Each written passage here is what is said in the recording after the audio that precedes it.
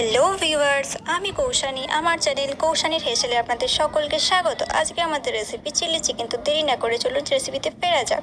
এখানে আমরা নিয়ে নিয়েছি পেঁয়াজ কুচি, ক্যাপসিকাম কুচি, লঙ্কা কুচি, রসুন কুচি, রসুন বাটা এবং আদা বাটা, আর নিয়ে নিয়েছি টমেটো সস এবং সয়া সস।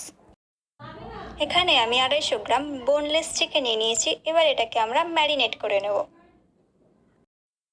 ম্যারিনেট করার জন্য প্রথমেই নিয়ে নিচ্ছি আদা বাটা, রসুন বাটা, 1 চা চামচ লঙ্কা গুঁড়ো, 1 চা চামচ গোলমরিচ গুঁড়ো, হাফ টেবিল চামচ নুন, একটা গোটা ডিম। এবার সব কিছুকে আমি ভালো করে মিশিয়ে নেব যাতে মাংসের ভেতর মশলাগুলো ঢুকে যায়। আমি হলুদ দিতে ভুলে গেছিলাম, তাই আমি 1 চা চামচ হলুদ গুঁড়ো দিয়ে আবারও ভালো করে মিশিয়ে নিয়ে 30 মিনিটের জন্য এটিকে রেস্টে রেখে দেবো।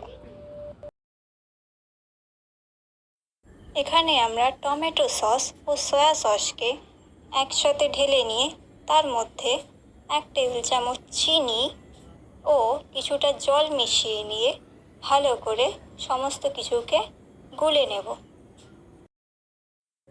বন্ধুরা, ম্যারিনেট করার 30 মিনিট পর আমরা এবার চিকেনের মধ্যে দিয়ে দেব 2 টেবিল চামচ কর্নফ্লাওয়ার এবং এটিকে ভালো করে চিকেনের মধ্যে আমরা মিশিয়ে নেব। কড়া বসিয়ে নিয়েছি, কড়া গরম হয়ে গেছে। এর মধ্যে দিয়ে দিচ্ছি সাদা তেল।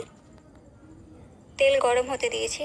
তেল গরম হয়ে যাওয়ার পর এর মধ্যে চিকেনের পিসগুলিকে এক এক করে ছেড়ে দিচ্ছি।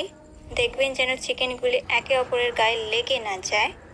এবার আমরা চিকেনের পিসগুলিকে উল্টে পাল্টে একটু লাল করে ভেজে নেব। খেয়াল রাখবেন চিকেনের পিসগুলো ভাজার সময় গ্যাসটা যেন আস্তে করা থাকে, না হলে পুড়ে যেতে পারে এবং চিকেন কাঁচা থেকে যাবে। ভাজা হয়ে গেছে। এবারে আমি চিকেনের পিসগুলিকে একটি অন্য পাত্রে তুলে নেব। চিকেন ভাজার পর যে অবশিষ্ট তেলটি আছে তার মধ্যে আমরা দিয়ে দেব লঙ্কা কুচি ও রসুন কুচি। লঙ্কা কুচি ও রসুন কুচিকে ভালো করে ফ্রাই করে নেব এবং এর মধ্যে আমরা দিয়ে দেবো ক্যাপসিকাম কুচি। ক্যাপসিকাম কুচিকে 2 থেকে 3 মিনিট আমরা ভালো করে ভেজে নেব এবং এরপর এর মধ্যে আমরা দিয়ে দেব পেঁয়াজ। পেঁয়াজ দেওয়ার পর পেঁয়াজ ও ক্যাপসিকামকে ভালো করে ভেজে নেব 2 থেকে 3 মিনিট। তারপর এর মধ্যে আমরা দিয়ে দেবো 1 চা চামচ পরিমাণ নুন।